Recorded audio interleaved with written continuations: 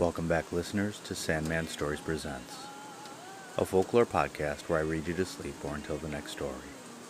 I'm your host, Dustin. Today we are back in the hills of Himachal Pradesh, in the Simla village folktales of Alice Elizabeth Dracott.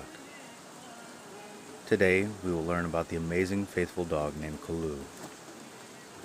Even after all it goes through, Kulloo remains a loyal and loving friend until the end.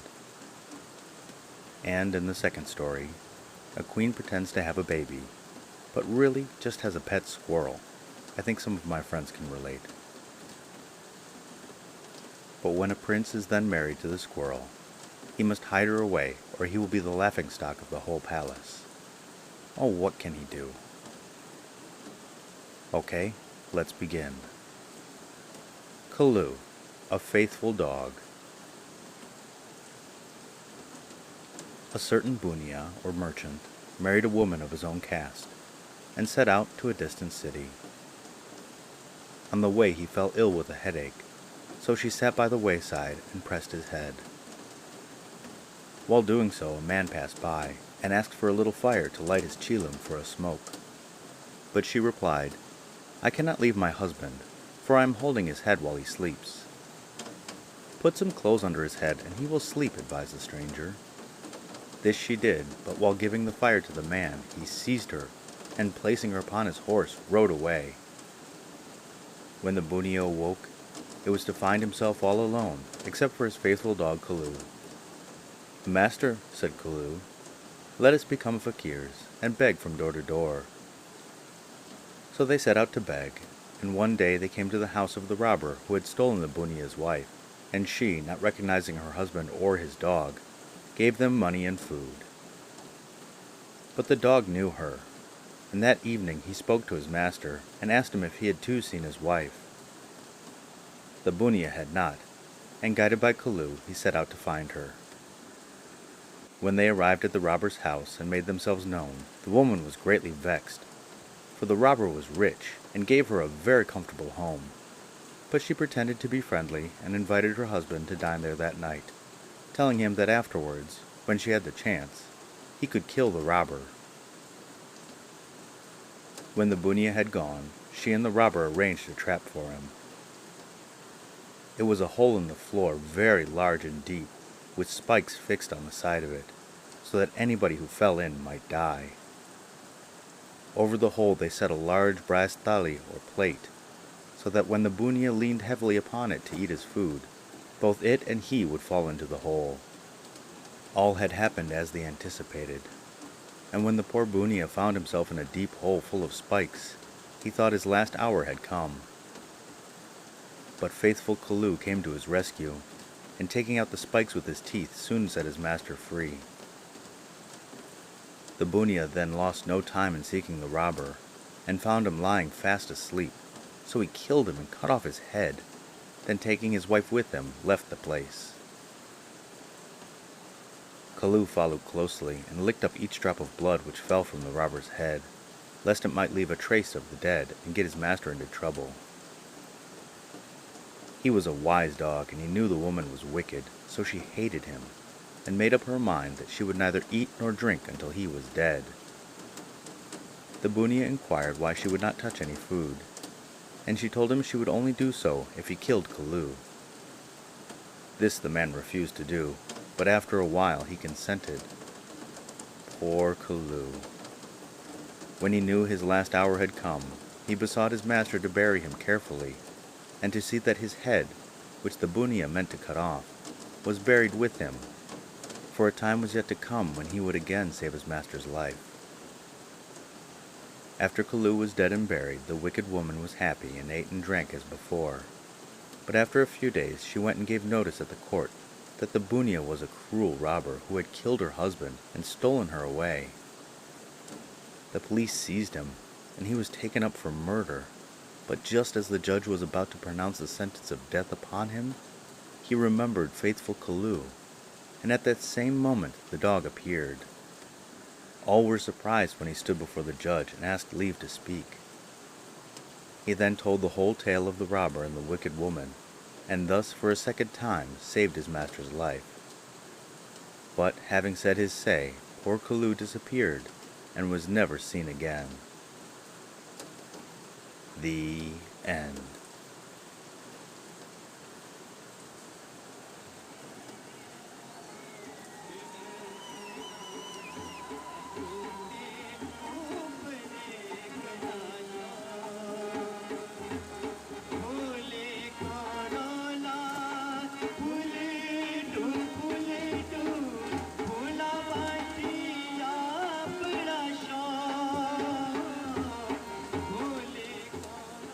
Okay, part 2, the story of Ghose.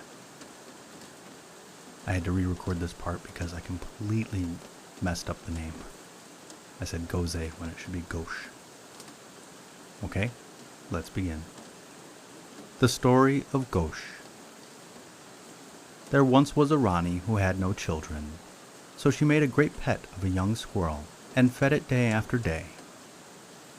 One day it entered her head to deceive the Rajah, so she told him that, before the end of the year, an heir would be born in the palace. On the appointed day, she sent her own nurse, whom she had bribed, to tell the Rajah that the child was born and was a daughter. The old Brahmin of the palace hastened to see the young princess, who was, in reality, no child, but the tame squirrel. So the Rani persuaded him to go and tell the Rajah that he was now the father of the most lovely daughter. But the stars pointed out that he must not look on her face for 12 years, for, if she looked at him, he would die, and if he looked at her, she would die. The poor Rajah had no choice but to agree, and thus the Rani kept up her deception for 12 years, and hid her pet squirrel from everybody. At last, when the 12 years were over, she said one day to her husband, "Do not look upon your daughter's face till she is married, lest evil come upon her, but go you, and make arrangements to marry her to a prince of a good family." So they sent the old Brahmin to seek for a husband for her, and he went from place to place until he came to a city where there was a Rajah who had 7 sons, all of whom were married but the youngest, whose name was Shahzada. So the Brahmin chose him, and all was prepared for the marriage. There was a great feast held, and great rejoicing took place daily in the palace. When at last the dooli or litter came for the bride to be carried to her home, the Rani hid the squirrel inside it, and nobody guessed that there was, in reality, no bride. On reaching his home, the young bridegroom had the dooli placed at the door of his zanana, according to Indian custom, so that none might see his bride enter, and great indeed was his surprise when he looked inside to find nobody there but a squirrel. For very shame he held his peace, and told nobody of it, but gave orders in the palace that he and his wife would live apart by themselves, and she would be in such strict purdah that even the women of the household would not be allowed to visit her. This gave great offense to everybody, but they put it down to his jealousy, owing to his wife's great beauty, and obeyed. At last his other brother's wife rebelled, and said, "I refuse to do all the household work. Your wife must also take her share in it." Shahzada was now very sad, for he felt the time had come for his secret to be discovered, and he would become the laughingstock of the whole palace. The squirrel, who was a great favorite of his, noticed his sadness, and asked him the cause of it. "Why are you sad, O prince?" "I am sad because they say you must do some of the household work. But how are you to do it, being only a squirrel?" "What is it they want me to do?" "To lipu, or plaster the floor." "Well, tell them to do their own portion of the work and leave me to do mine at my leisure." This was done, and at night the squirrel went and dipped her tail into the lime wash and plaster, and soon had the room better done than the other Ranis. In the morning, all the household were surprised to see the clever way in which the Shahzada's wife had done her work, and they said, "No wonder you hide your wife, when she is so clever." The next day the task was to grind some corn, and again Shahzada's heart was heavy, for how could a squirrel turn a heavy stone hand mill and grind corn?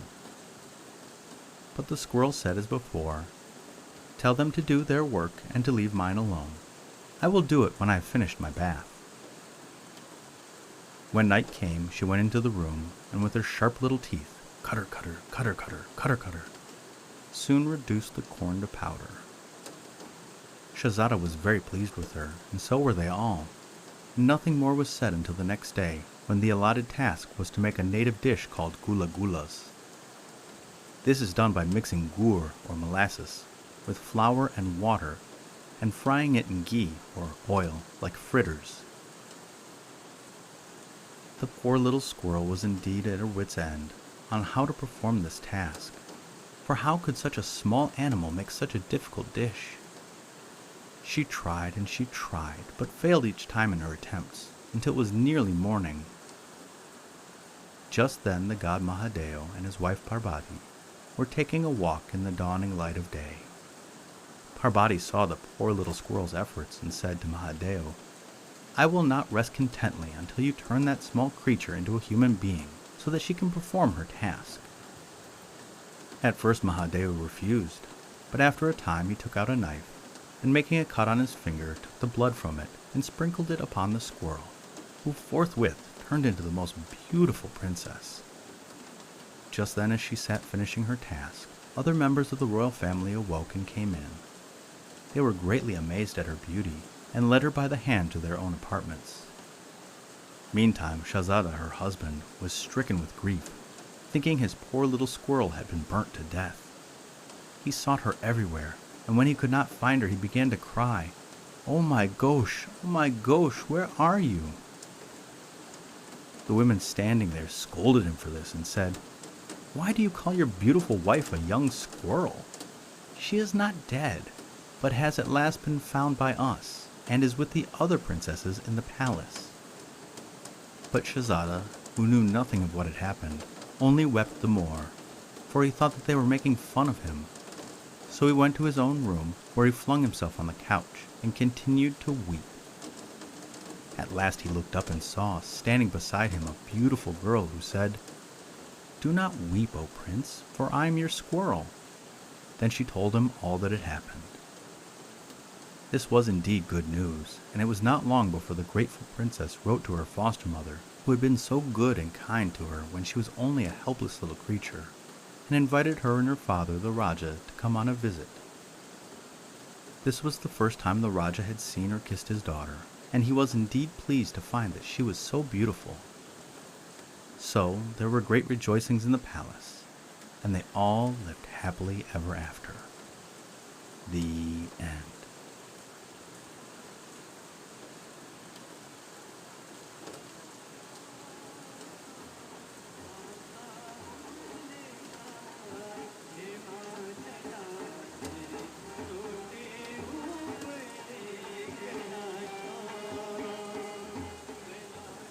I just have to say, we don't deserve dogs. Kulloo did such a great job of protecting and saving the wife and the husband, and just being great in general, and what happens? He dies. Oh, both the husband and the wife, get rid of them both. Kulloo is the hero. The second story was sweet. We all have that friend who can't afford a kid, and so they have a pet that they call their kid. It couldn't be me because my home is too small for a pet. But it is a sweet story about a squirrel who gets changed into a princess, and it made me smile. And the podcast shout out is to a favorite of mine, Bunny Trails. I shouted them out many months ago, and I'll gladly shout them out again. Dan and Shauna are both sweet word nerds that look up the histories of phrases where they are used in pop culture and history. Some of them are pretty obvious, while others are way obscure and come from the ocean or boxing or horse racing. Either way, their show is amazing, and I hope you will go listen, rate, and review. And the listener shout-out is to Fort Wayne, Indiana. A crossover of the Miami and Potawatomi tribal areas, Fort Wayne was named after the Revolutionary War General Mad Anthony Wayne, on the site of the Miami capital, Kekionga. I've probably been through the city a few times, as my mother is from Indiana, and it is a state that we have to drive through to get anywhere west or southwest of Michigan. Sadly for the Miami tribe of Indiana, they were taken off the Federal Register in 1897 and have not been restored as a tribe. Their language is closely related to Kickapoo and Cree and other Plains Algonquin languages. Sorry I wasn't able to find an example of my sign-off, So I will simply say, thank you and good night.